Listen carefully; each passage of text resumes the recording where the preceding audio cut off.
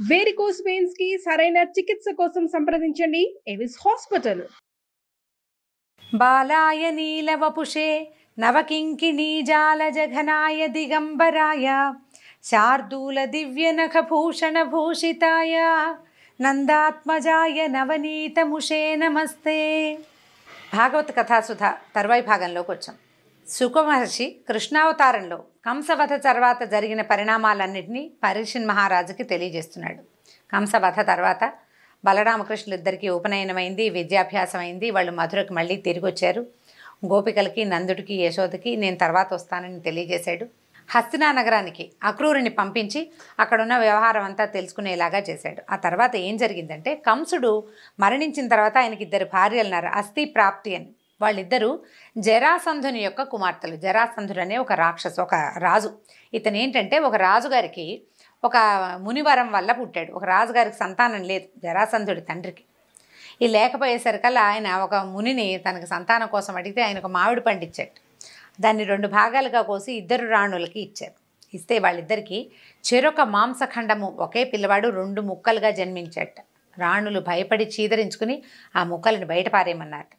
ఈ బయట పారేసిన పిల్లవాడి శరీరపు భాగాలని ఆ దారిన పోతున్నటువంటి జర అనే ఒక రాక్షసి ఆ 2 ముక్కల్ని ఇట్లా దగ్గరికి చేర్చిందట. ఈ చేర్చేసరికల్లా వెంటనే పిల్లవాడికి ప్రాణం వచ్చి ఏడ్చట. జర వల్ల సంధింపబడ్డాడు కాబట్టి అతన్ని జరాసంధుడు అన్నారు. ఇతను మహాబలవంతుడు, కొంత రాక్షస ప్రవృత్తి ఉంది. రాక్షసి చేత కలపబడ్డవాడు కాబట్టి సహజంగానే దుర్మార్గుడు, బలవంతుడే కానీ అంత సత్ప్రవర్తన కలిగిన వాడుగా చెప్పబడ్డాడు. అయితే ఇతనికి ఈ అస్థి ప్రాప్తి అనే 2 కుమార్తెలని కంసుడికి ఇచ్చి పెళ్లి చేశాడు. కంసవధ తర్వాత కృష్ణుడు కంసుడిని వధించాక వాళ్ళు ఏడుస్తూ పుట్టింటికి వెళ్ళిపోయారు. ఈ వచ్చిన కష్టానికి, తన కుమార్తెల దుఃఖానికి కారణమైన కృష్ణుడి మీద పగపట్టేశాడట జరాసంధుడు. భూమి మీద యాదవుడు అనే వాడిని బతకనివ్వకూడదని భావించాడు. 23 అక్షౌహిణుల సైన్యాన్ని సమకూర్చుకుని మధురా నగరం మీదకి దండెత్తారు. ఆ వస్తున్న భయంకర సేనావాహిని చూసి మధురవాసులంతా భయకంపితులైపోయారట. కృష్ణుడు ఏమనుకున్నాడంటే, నా అవతార లక్ష్యం దుష్టులని వధించి భూభారాన్ని తగ్గించడం. భూభారాన్ని తగ్గించడానికే కదా పుట్టింది కృష్ణుడు. కాబట్టి ఇప్పుడు ఏం చేయాలి? జరాసంధుడిని వధిద్దాం. మొదట ఈ జరాసంధుడిని ఒక్కడిని ప్రాణాలతో వదిలిపెట్టాలి. వాడు మళ్ళీ కొన్నాళ్ళపోయాక మళ్ళీ వస్తాడు, రాకుండా ఉండడు. ఆసారి వచ్చిన వాళ్ళని మళ్ళీ వధించి మళ్ళీ జరాసంధుడిని వదిలిపెడితే ఇట్లా అతనితో పాటు వచ్చిన ప్రతి దుష్టుడిని వధిస్తే కానీ భూభారం తగ్గదని భావించి వాడే తీసుకొస్తాడు. జరాసంధుడే భూభారం తగ్గించేందుకు తోడ్పడతాడని భావించి యుద్ధానికి సిద్ధమయ్యాడు. ఆయన అట్లా భావించగానే ఆకాశం నుంచి 2 దివ్య రథాలు వచ్చాయట మధురలోకి. అన్న తమ్ముడు ఇద్దరు ఎక్కడానికి, వాటి నిండా దివ్య ఆయుధాలతోటి. అప్పుడేమన్నారు, అన్న శత్రువులను చూసావు కదా, పద ఈ దుష్టులే భూమికి బరువుగా పరిణమించారు, వీళ్ళని వధించి శిష్టరక్షణ చేద్దామని చెప్పాడు. సరే, రథాన్ని ఎక్కారు, విజృంభించారు, కవచాలు ధరించారు. వచ్చేసరికల్లా ఇద్దరు కలిసి బాగా హోరాహోరీ యుద్ధం జరిగింది. చివరికి జరాసంధుడి సైన్యం మొత్తాన్ని మట్టుపెట్టారు అన్నదమ్ములు ఇద్దరు కలిసి. జరాసంధుడిని పట్టేశాడు బలరాముడు, కానీ కృష్ణుడు వారించి వదిలిపెట్టేసరికి వీరులకి శత్రువు చూపించే జాలే భరించలేనిది. వీర మరణం మంచిది, వీరమరణం చాలా గొప్పది, స్వర్గం లభిస్తుంది. ఆ యుద్ధంలో దొరకంగానే నీ మీద జాలి పడుతున్నావు, నువ్వు వెళ్ళిపో అంటే దానికంటే మరణం చాలా మంచిదన్నమాట. ఇక ఏమీ చేయలేక దుఃఖిస్తూ అవమానంతో తపస్సు చేసుకుందాం అనుకున్నాడు. కానీ కొంతమంది మిగిలిపోయిన రాజులంతా బతిమలాడి అతన్ని మళ్ళీ మగధకి తీసుకెళ్ళిపోయారు. మధురలో వీళ్ళు విజయోత్సవాలు చేసుకున్నారు.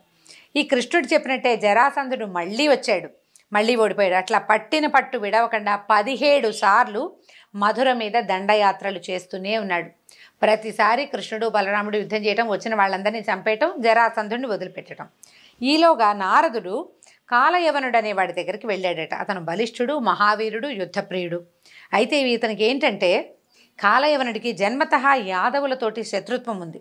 యాదవుల చేతిలో మరణించడు అతను, యాదవుల చేతిలో మరణం లేదు అతనికి. వాళ్ళంటే ఇష్టం లేదు, కానీ వాళ్ళ వల్ల ఇతనికి మరణం లేదు. శివుడి దగ్గర వరం పొందాడు.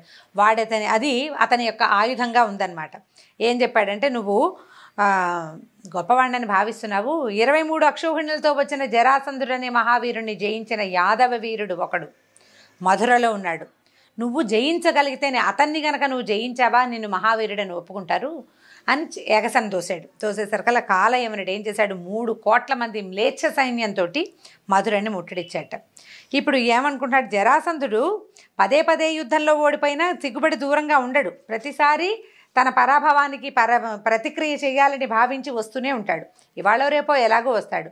ఇప్పుడు ఒకవేళ ఈ కాలయవనుడితో యుద్ధం చేస్తుండగానే వాడు వచ్చాడనుకో, అన్ని పక్కల నుంచి దాడి చేస్తే మధుర తట్టుకోలేదు.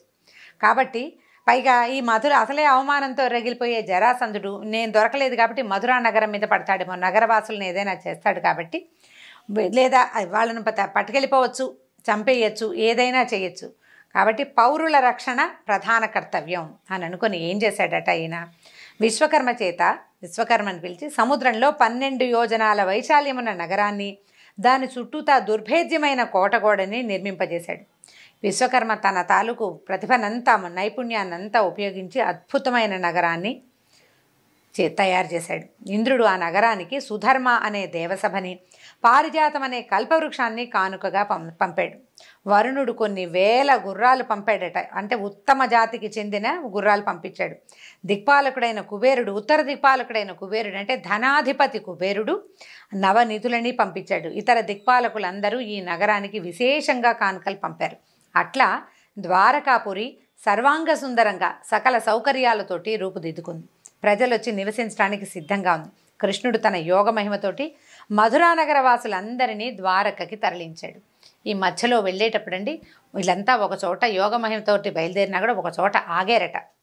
ఆయన కాలయవనుడితోటి యుద్ధం చేస్తూ వచ్చేసాడు. అక్కడికి యుద్ధం చేస్తూ కూడా ఇక్కడికి వచ్చేసాడు. అందుకని అన్ని రణ్చోడ్ రాయ్ అని చెప్తారు అక్కడున్న కృష్ణమూర్తిని.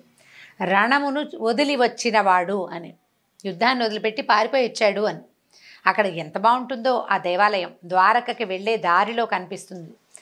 అక్కడ కొద్దిపాటి విశ్రాంతి తీసుకున్న తర్వాత ఈ మొత్తం ప్రజలందరినీ, మధురానగర వాసులందరినీ ద్వారకా నగరానికి షిఫ్ట్ చేసేశారనమాట. తర్వాత ఏం చేశాడు, ద్వారకకి తరలించి బలరాముడికి నగర రక్షణ అప్పచెప్పి తాను మధురకు తిరిగి వచ్చాడు. ఏమీ కంగారు లేకుండా నిరాయుధుడుగా ఒకే ఒక్కడు, సైన్యం లేదు, ప్రజలు లేరు, అన్నయ్య కూడా లేడు తోడు, ఒక్కడే వచ్చి కాలయవనుడి ముందు నుంచున్నాడు. నారదుడు చెప్పాడు గుర్తులు, ఇంత ఉంటాడు, ఇలా నల్లగా ఉంటాడు, ఇంతంత కళ్ళు ఉంటాయి, మెళ్ళో వనమాల ధరిస్తాడు, ఫలానా శంఖం ఉంది అతని చేతిలో, ఈ మాటలన్నీ చెప్పాడు. గుర్తుల్ని బట్టి ఇతనే కృష్ణుడని గుర్తించాడట కాలయవనుడు. నువ్వు నిరాయుధుడివి, నీ చేతిలో ఆయుధాలు లేవు కాబట్టి నేను కూడా నిరాయుధుడిగానే పోరాడతానన్నాడు. సరే, కాలయవనుడు సరేనని రథం దిగేసేసాడు, వచ్చాడు కృష్ణుడి దగ్గరికి. నిరాయుధుడిగానే పోరాడాలి. తన దగ్గర ఆయుధాలు లేనప్పుడు అవతల వాడు బాణాలు వేస్తే బాణం వేసిన వాడు అధర్మ యుద్ధం చేసినట్టు అయిపోతుంది. దిగి తన దగ్గరికి నడిచొస్తుంటే కృష్ణుడు పరిగెత్తడం మొదలుపెట్టాడు. పరిగెత్తేసరికల్లా అతన్ని తరుముతూ కాలయవనుడు ఎందుకు పరిగెడుతున్నాడో ఆలోచించాల. యుద్ధకాంక్ష, విజయకాంక్ష, దాంతో కృష్ణుడు వెనకాలే పరిగెత్తించాడు. బాగా పరిగెత్తడము, కొంచెం అతను దూరంగా అయిపోగానే కాస్త నిలబడి వాడికి దొరికేలాగా చేయటం, దగ్గరికి రాగానే మళ్ళీ పరిగెత్తడం, ఇట్లా పరిగెత్తించి కృష్ణుడు ఒక గుహలోకి ప్రవేశించాడట. గుహలోకి ప్రవేశించేసరికల్లా కాలయవనుడు చూశాడు ఈయన గుహలోకి వెళ్ళటం. ఈయన కూడా ఆ గుహల్లోకి ప్రవేశించేసరికల్లా ఆ గుహ లోపల కృష్ణుడు మాయమైపోయాడు. లోపలికి వెళ్ళిన కాలయవనుడికి గాఢ నిద్రలో ఉన్న ఒక మహాపురుషుడు కనిపించాడు. ఆయన పొడుగాటివాడు. ఎట్లా కనపడ్డాడు, ఈ నిలబడి పరిగెత్తుతున్నవాడు ఎంత ఉన్నాడో అంత వ్యక్తే అక్కడ పడుకున్నట్టు కనిపించింది. గుహలో చీకటిగా ఉంటుంది, సాకల్యంగా మనకేం కనపడుతుంది, ముక్కు మొహం కళ్ళు చెవులు అన్నీ ఏం కనపడవు, ఆకారం కనిపిస్తుంది కదా. ఆ కనపడిన ఆకారం ఎలా ఉందంటే ఈ పరిగెత్తుతున్నవాడే పడుకున్నట్టు విశ్రాంతి తీసుకుంటున్నాడని భావించి నన్ను మోసం చేయడానికి సత్పురుషుడిలాగా నిద్ర నటిస్తున్నాడని ఆ నిద్రపోతున్న మహాపురుషుడిని కాలుతోటి తన్నాడట. తన్నేసరికల్లా ఆయన కళ్ళు తెరిచి చూశాడు. అటు ఇటు చూశారు, తన్నెవరు మేల్కొల్పారో అని చూసేసరికల్లా ఆయన దృష్టి పడగానే కాలయవనుడు కాలి భస్మమైపోయాడట. ఈ సంఘటన ఏదైతే మనం చెప్పుకుంటున్నామో ఇప్పుడు నేను చెప్తున్నానో అది హైదరాబాదుకు సమీపంలో ఉన్న వికారాబాద్ అనే ఊరికి దగ్గరలో అనంతగిరి కొండల్లో జరిగిందని చెప్తారు.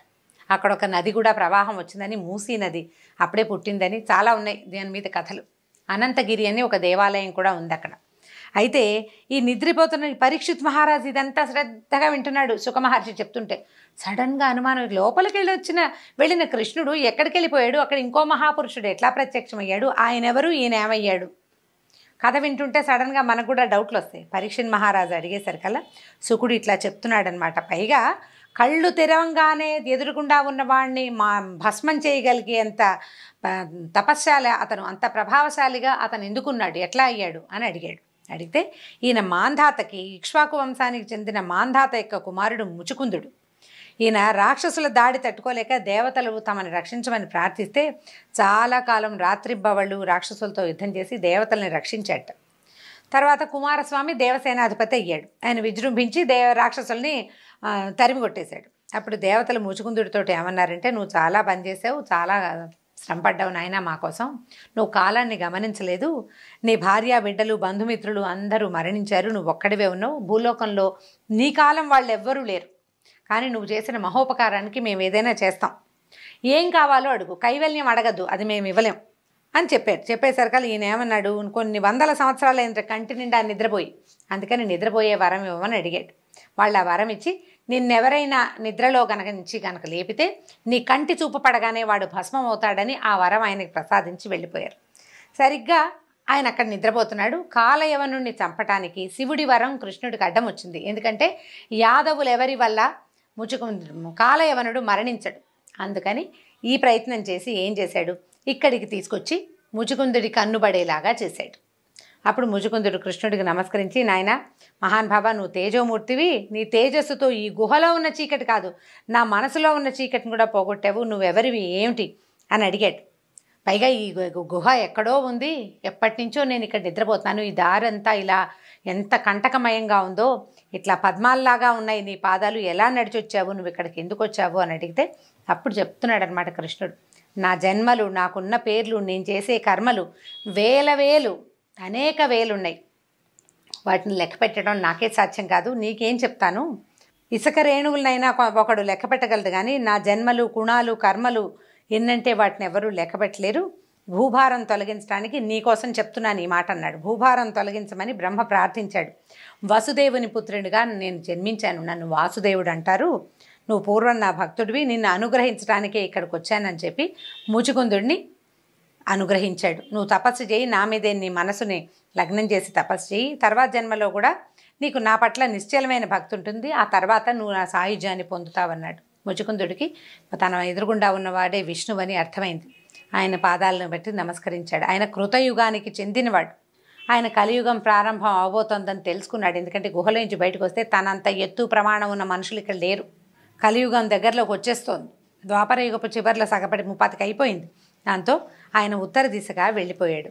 ఈ రకంగా కృష్ణుడు ఏం చేశాడు, మధురాపురి నుంచి ద్వారకా నగరానికి తమ తాలూకు నివాసాన్ని మార్చేశాడు.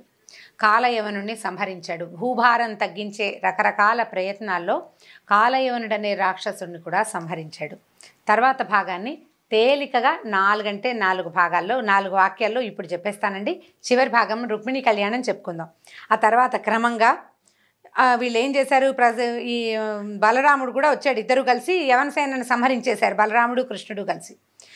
యవనుల వద్ద ఉన్న ధనాన్ని ద్వారకకి చేర్చడానికి ప్రయత్నించారు. ఇంతలో ఏమైంది, జరాసంధుడు మళ్ళీ వచ్చాడు. వచ్చేసరికల్లా వీళ్ళు ఏం చేశారు, కావాలని మనుషుల్లాగా అంటే భగవంతుడిలాగా ప్రవర్తించకుండా భయపడిపోయినట్టు నటించి పారిపోయారు. వాళ్ళని ఆక్షేపిస్తూ వెనకాలే జరాసంధుడు కూడా తరిమేట. వాళ్ళు ప్రవర్షణం అనే పర్వతం మీదకి వెళ్ళిపోతే వాళ్ళు ఎక్కడున్నారో తెలియక పర్వతం చుట్టూతా మంటలు పెట్టించాట. అప్పటికే వాళ్ళ పర్వతం మీద నుంచి దూకేసి సముద్ర మధ్యంలో ఉన్న ద్వారకకి వెళ్ళిపోయారు. రామకృష్ణులు ఇద్దరు ఆ మంటల్లో కాలి మసైపోయారని జరాసంధుడు మగధకి వెళ్ళిపోయాడు. ఆ తర్వాత కాలంలో ఆనర్త దేశాన్ని పాలించే రైవతుడనే రాజు తన కుమార్తె రేవతిని బలరాముడికిచ్చి వివాహం చేశాడు. తర్వాత విదర్భ దేశాధిపతి అయిన భీష్మకుడు అనే రాజుకి సౌందర్య రాశి అయిన కుమార్తె ఉంది. ఆమె పేరు రుక్మిణి. ఆమె లక్ష్మీదేవి అంశ. ఆమెని కృష్ణుడు వివాహం చేసుకున్నాడు అని సుఖమహర్షి చెప్పేసరికి సందేహం వచ్చింది పరీక్షిత్తుకి. మహర్షి, కృష్ణుడు రుక్మిణీదేవిని రాక్షస వివాహంలో చేపట్టాడని నేను విన్నాను. ఆమె తండ్రి ఆమెకి స్వయంవరం ప్రకటించాడని, ఆ స్వయంవరానికి వచ్చిన రాజులందరినీ ఓడించి కృష్ణుడు ఆమెను పెళ్లి చేసుకున్నాడని అంటారు. ఆ కథ చెప్పి నన్ను అనుగ్రహించమన్నారు. రేపటి భాగంలో రుక్మిణి కళ్యాణ ఘట్టంతో మనం భాగవత కథాసుధని సమాప్తం చేసుకుందాం. రేపు మళ్ళీ కలుసుకుందాం. సెలవు. నమస్కారం.